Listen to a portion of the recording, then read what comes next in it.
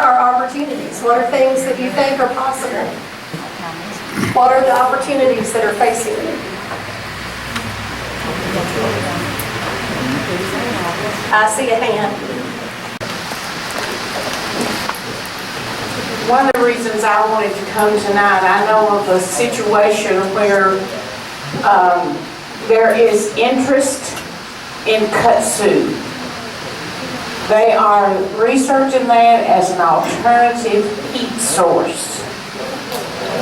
How many times can you drive down the road and see whole mountains covered with kudzu?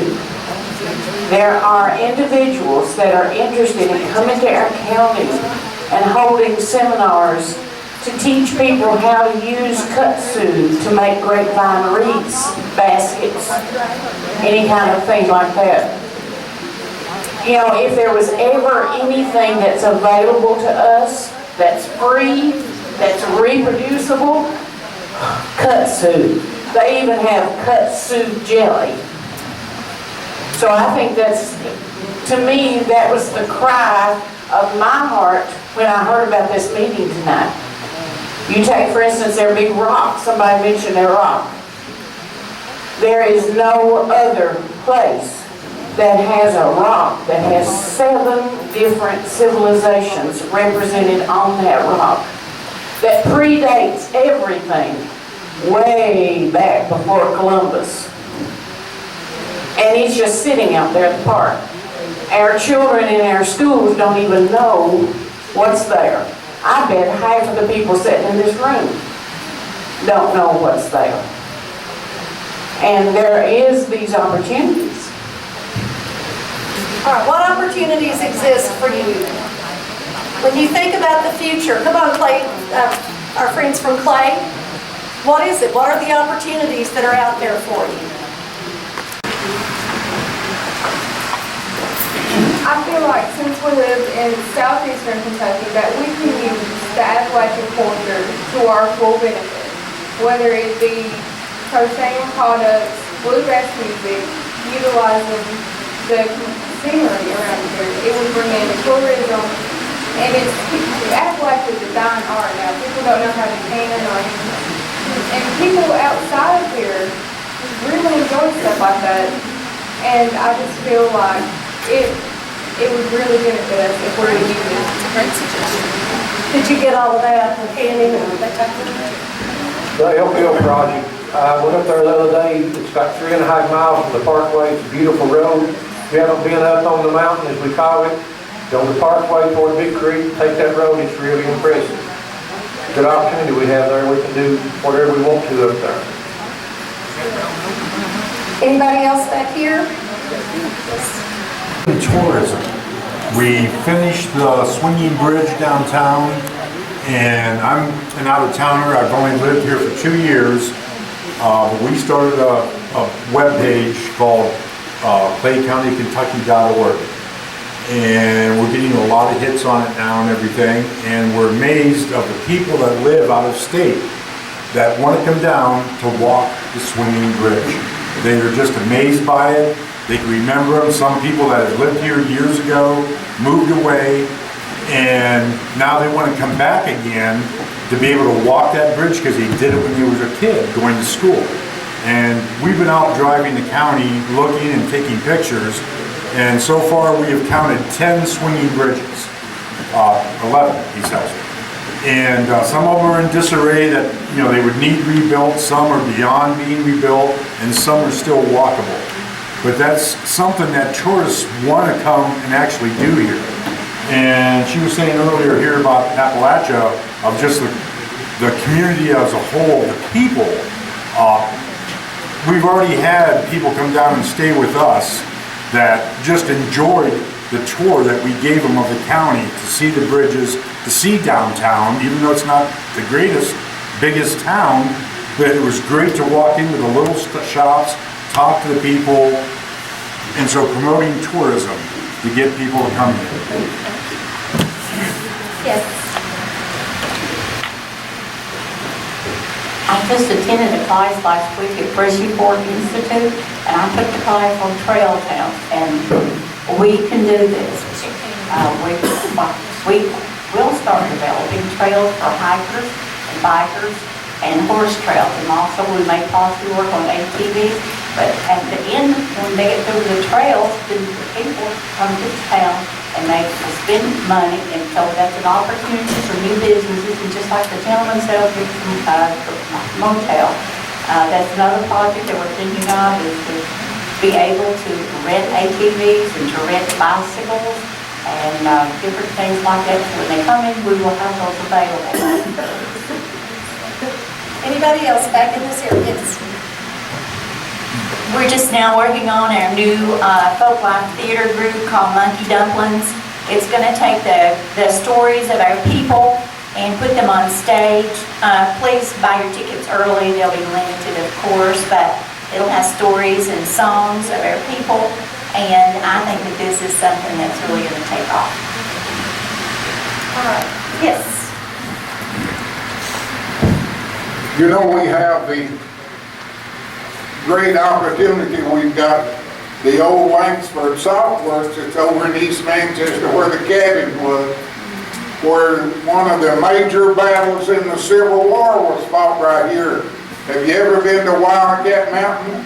Have you ever been to Perryville and see how many people go? You know, we've got Colonel Gary buried here in Manchester, well, here in Gary, Macy's Creek. He was one of the major players in the Civil War. If Perryville can capitalize on it, Wildcat Mountain can capitalize on it, why can't Manchester capitalize on it? Anybody here? Opportunities? Anyone else? Yes. She was talking about the Appalachian culture. This weekend, starting Friday and Saturday, this is an annual event. This is our second year. We are showcasing our local artisans, which is called Made in Clay, and people that quilt, you know, make their own crafts, furniture, gifts, whatever. If they want to be, they can come out and be here this weekend, Friday and Saturday. Over here. Yes, sir.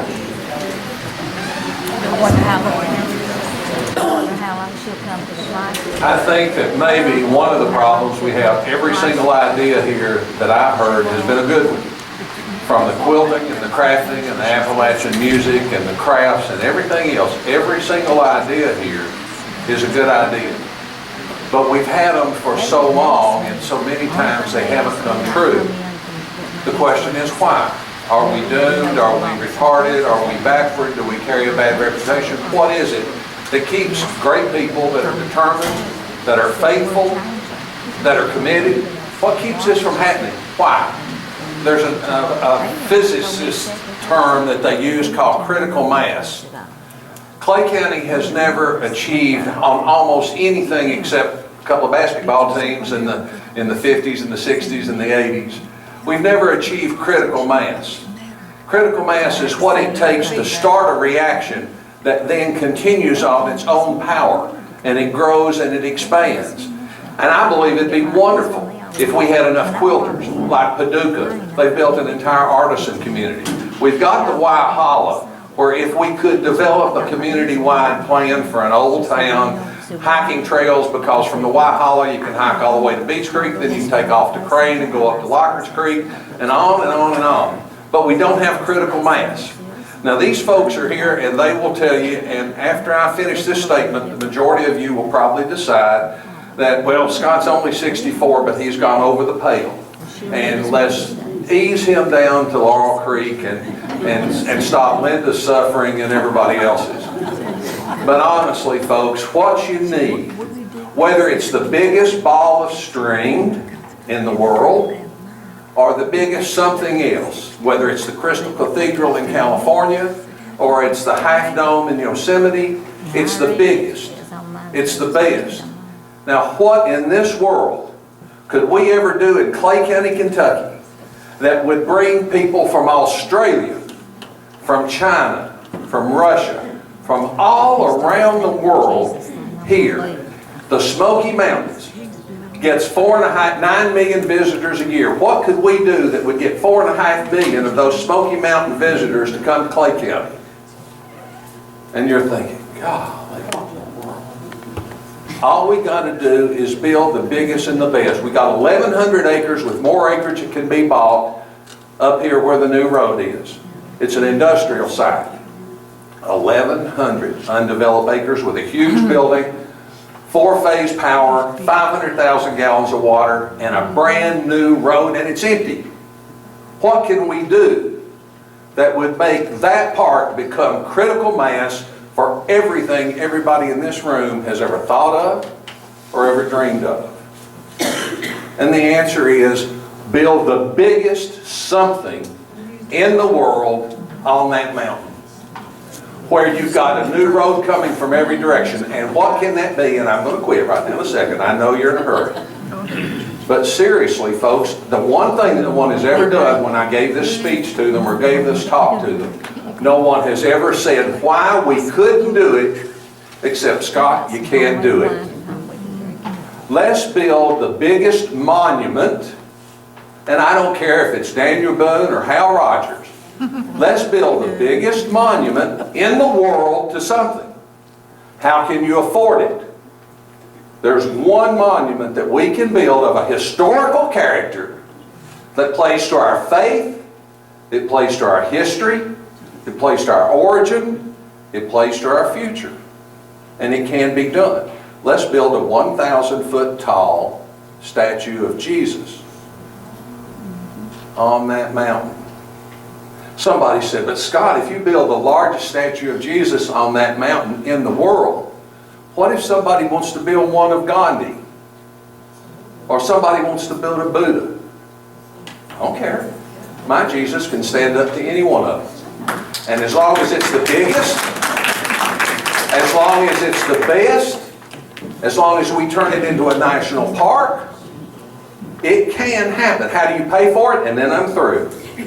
There's not a living Christian in the world that won't donate $1 to this project.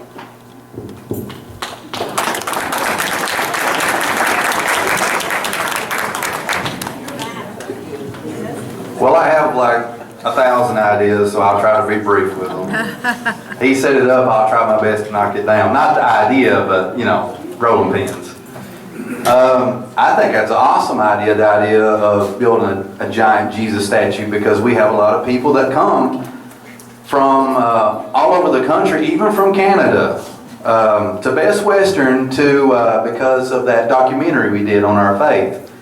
When everyone took to the streets against the drug dealers and the drugs, they come here just because of that. And I think that's a great idea. And then to add to that, I've seen, I'm not sure where this is at, this might be in the Netherlands or somewhere, someone actually built a giant ark, a full-size replica of the ark. And I think something like that would be cool too. Maybe put it out at Bert T. Combs Lake. People can go in and look at it, see a replica of the animals over there, maybe a little zoo in it. People can watch a film, maybe like Evan Almighty, kind of get an idea about the ark. We could have like a little dinosaur museum, no animatronics, just plaster dinosaurs. People go in, look at it, and little CD player, well not a CD player, but an audio system that broadcasts, dinosaur sounds, have a restaurant inside of it. Have a Titanic museum like Pigeon Forge. It's just half of a Titanic. People go in, looking, and there's no reason why we couldn't do that. Again, the idea of putting sand at Bert T. Combs Lake, making it more appealing for visitors to come. And I don't know if anybody wants to swim in it, but there's no reason why we couldn't fix it where they could. I like the idea of having something like a Tombstone Junction here, a little train system that takes people around the scenic routes. And I like the idea of extending the train system where it would take people to Hyden, to Hazard, and the surrounding areas, to where we can go to places where there's economic opportunity and come back and stay and live in Manchester. I like the idea of we have carnivals that happen right before Clay County Days.